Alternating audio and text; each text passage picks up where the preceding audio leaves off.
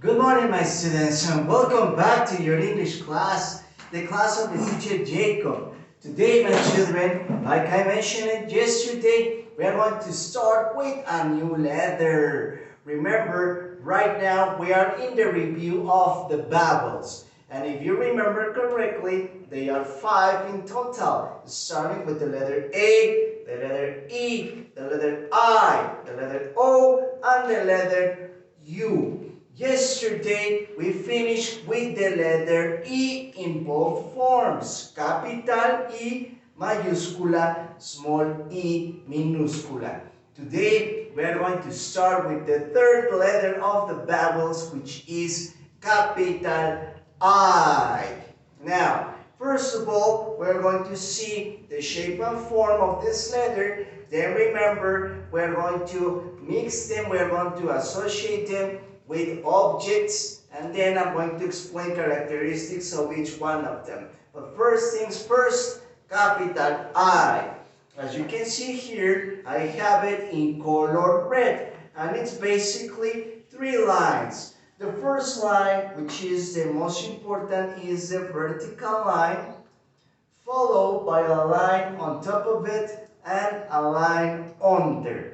Como pueden ver, la I mayúscula está formada por 3 líneas. La más importante, la que sostiene las últimas dos, es la línea vertical, una línea horizontal hacia arriba y una línea horizontal debajo. ¿Ok? Así conformamos una I mayúscula, capital I. Now let's check objects that we can see with this letter. First of all, we have the Indian. Now the Indian, it's a person, it's a boy or a girl that wears makeup, wears lines of makeup in this part, in the cheeks, okay, and has accessories around the forehead, okay. Recuerden que utilizan una bandana alrededor de su frente, utilizan maquillaje para pintarse líneas en esta parte del rostro, and it makes noises like okay, and they are constantly dancing and singing. So Indians are very, very happy. They are always singing and dancing. And of course, capital I is for Indian. The next object that uses the letter is the igloo. Now remember, the igloo, it's a house that is built with blocks of ice. And it's the place where all the penguins, they live in. Okay? Now, the igloos are located in cold areas, not in warm areas like a desert. They are located in cold areas like the North Pole. Recuerden, chicos, que los igloos son casas hechas, construidas por bloques de hielo y normalmente están habitadas por los pingüinos. Ahora, otra cosa importante de los igloos es de que se encuentran en lugares donde hay mucho frío. Porque, pues, si están en lugares donde hay calor, por ejemplo en los desiertos, pues se va a derretir. Entonces, para que mantengan esa estructura sólida, fuerte, necesitan estar siempre en lugares congelados, como lo veis en el Polo Norte, donde vive Santa Claus. So, the igloo, capital I.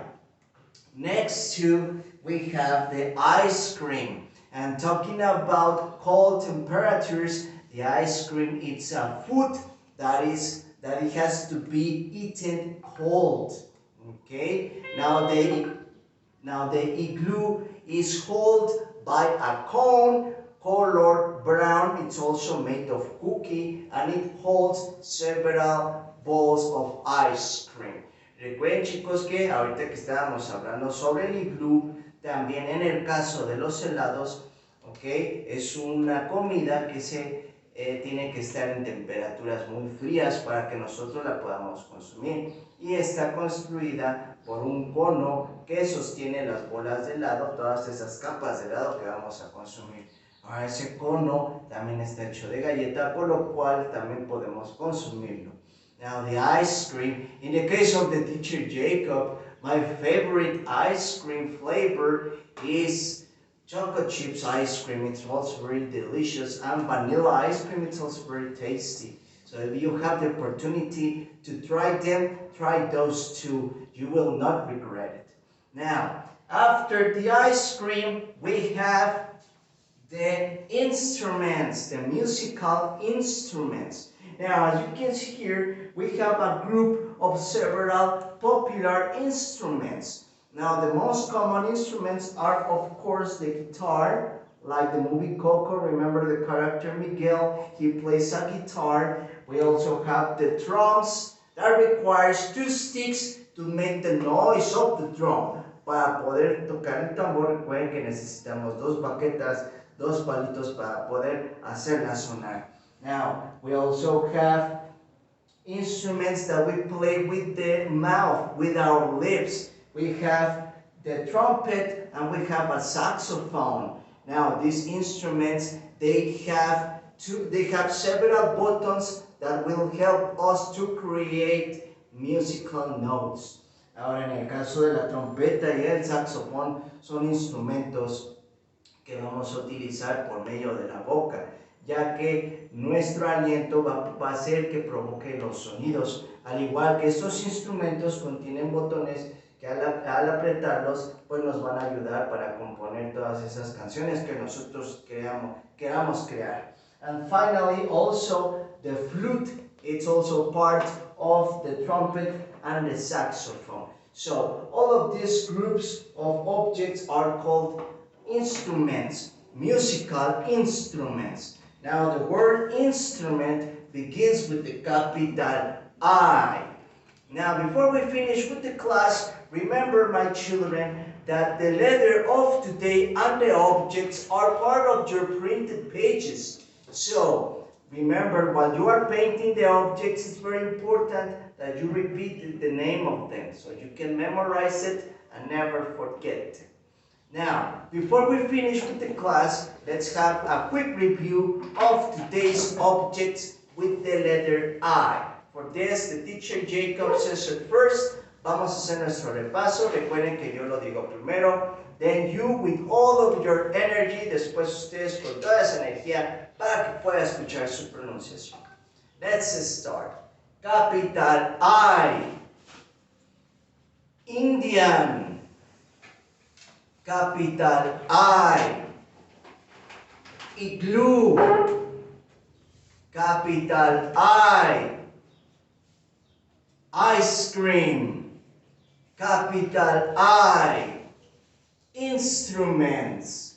Musical instruments. So that's it for today, my children. I hope that you have a wonderful afternoon. Remember, the teacher Jacob is always happy with you because you do an excellent job. So thumbs up. Take care. We'll see you tomorrow with a new video. Goodbye.